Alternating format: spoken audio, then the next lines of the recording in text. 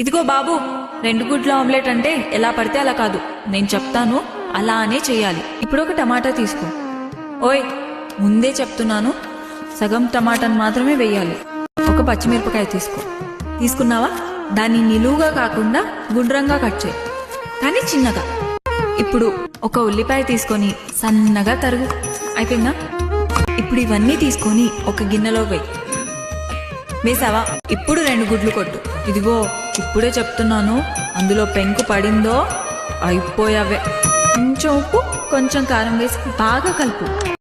ముందే చెప్తున్నాను, ఆమ్లెట్ అస్సలు మాడకూడదు.